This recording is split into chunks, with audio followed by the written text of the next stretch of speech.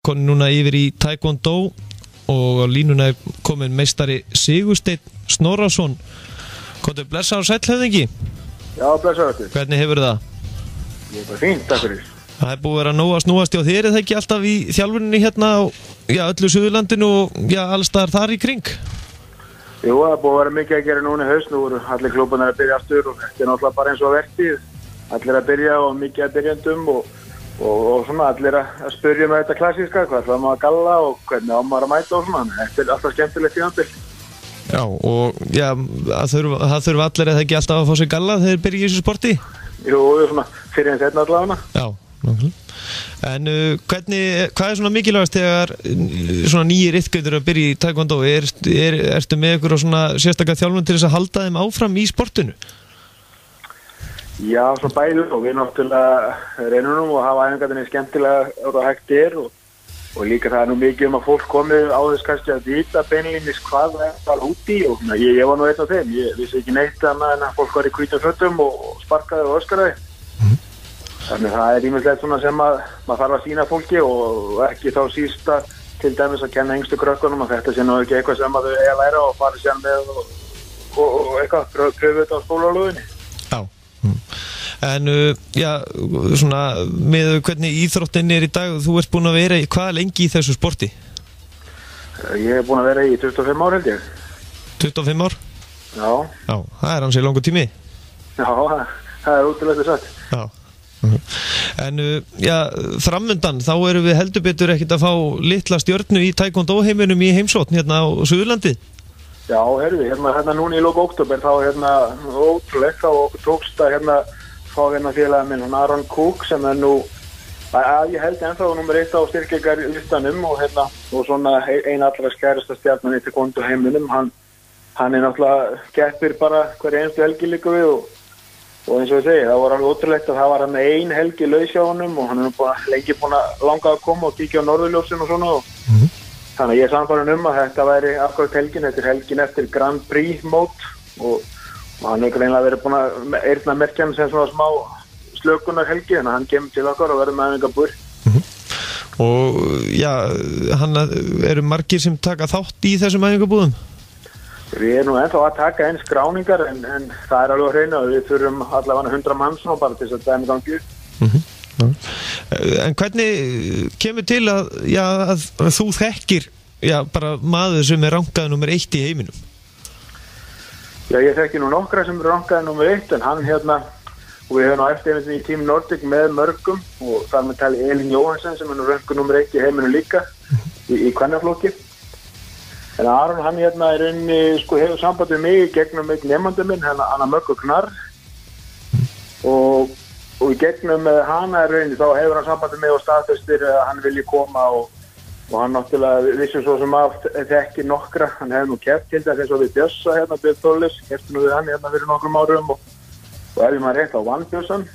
Já. Og það var nú það var við svo Aron, staðan við erum 18 ára eða eitthvað svona, hann var nú ennþá ungur en hann þekkir alveg nokkra íslenska keppendur og hefur alveg hitt af okkur og hann hefur svona lýst yfir áhuga að koma en náttúrulega bara mikið að gera og aldrei orðið neitt af því fyrir núna.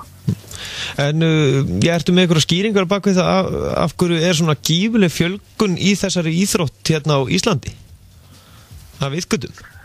Það er náttúrulega kannski margar skýringar, það er kannski í fyrsta lagi þá er þetta, við getum kallað þetta söluvænlega íþrótt og er hröð, skemmtileg og spennandi og það eru beltakerfi sem að við heldur áhugan hjá sérstaklega krökkunum og að mörgu leiti þá svona bardagalistir og svona styrktaræfingar og lyftingar og svona verðast nú henta Íslendingum ágætlega. Það er eitthvað vikingaæli í okkur sem að finnur sér svona samastað í Taekwondo. Það er svona sem ég myndi haldið. Síðan náttúrulega erum við svo heppin að eiga ótrúlega marga hæfa þjálfara á öllu landinu og þeir náttúrulega eiga stóra þátt í þessu öllu saman. En svona með við hvernig við stöndum með til dæmis nágranna þjóður okkar þá erum við heldur betur búin að gera það gott á svona Norðurlandamótum?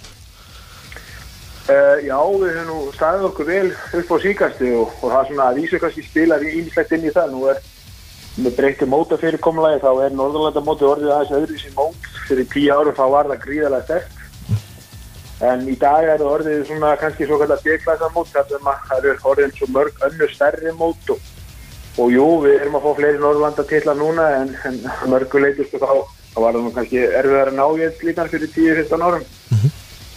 En það er ekkert að taka frá keppendunum í dag, við erum öll að standa sér frábærlega. Já. Á sínu tíma þá voru, þegar þú byrjar í þessu sporti, þá voru ekki margir svartbeltingar til? Nei, það var, má sjá, þegar ég byrjaði þá, svona svo ég muni eftir að voru eiginlega bara 3 held ég og allir erlendir. Það er eitt sem var íslenskur og búlgarskur ríkisborgari, eitt bandaríkjamaður og eitt dani.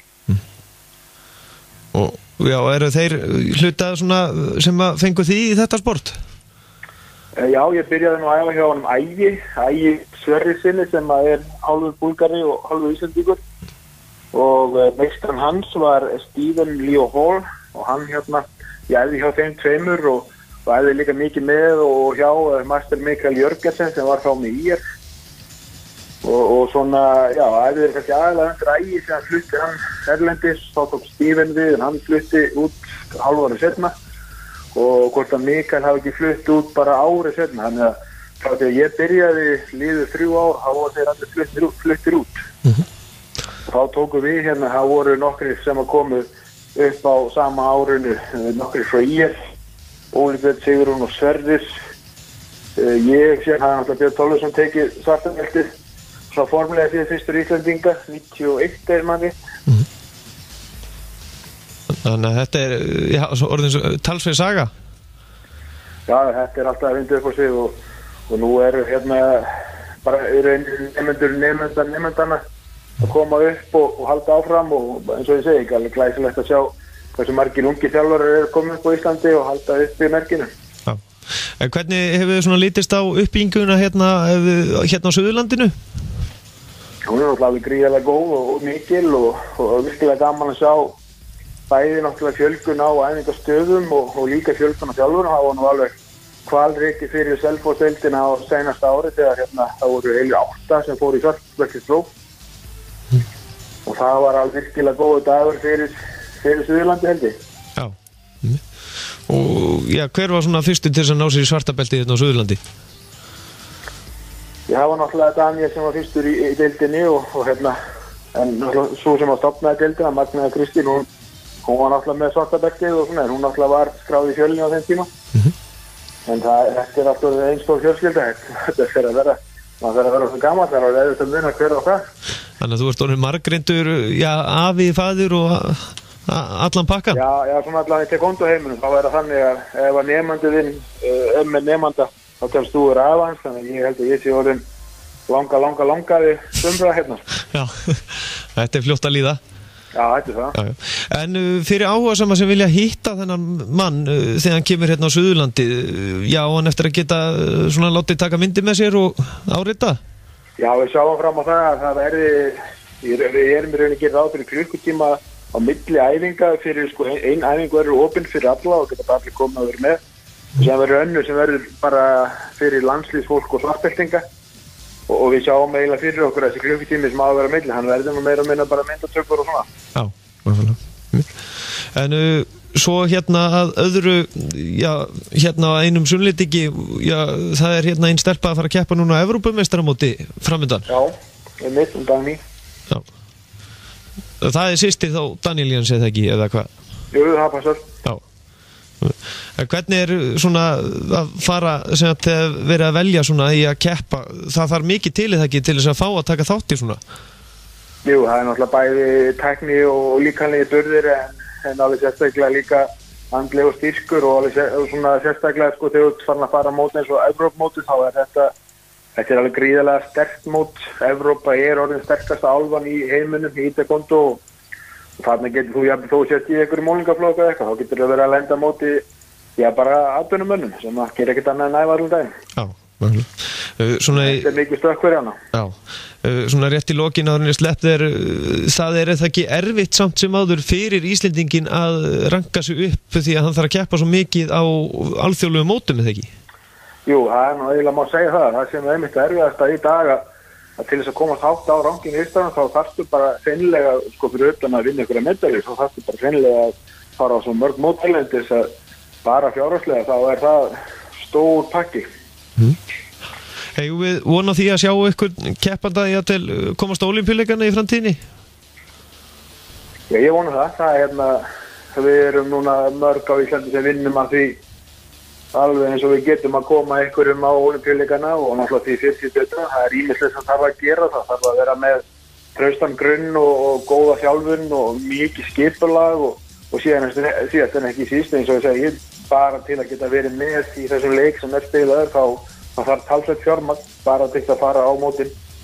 Og þetta vonandi kemur allt saman núna. Það eins og ég segi, margir að vinna að þessu markmiði og vonandi bara ná allir að taka höndu saman og koma einhverjum einum jafnvel tveimur á Ólympíuleikana. Meistari Sigursteinn, þakka kærlega fyrir að gefa okkur tíma og hvetjum alla til þess að vera vakkað og er ekki hægt að googla þennan mann og sjá meira af honum? Jú, þú getur googla hann farið að sjá alls konar sirkustrykk.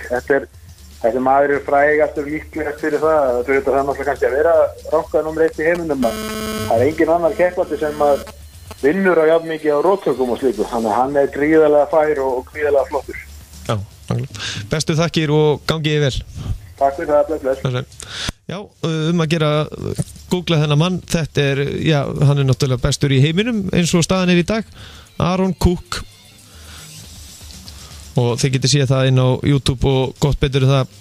En hér eftir smástund ætlum við að reyna að halda áfram að ná sambandi Arnar Pétursson, þjálfara IPVAF í handbolta og svo höldum við áfram, annars förum við yfir í körfuboltan hér á eftir. Gæludýravörur og gæludýrafóður. Úrvals gæludýrafóður frá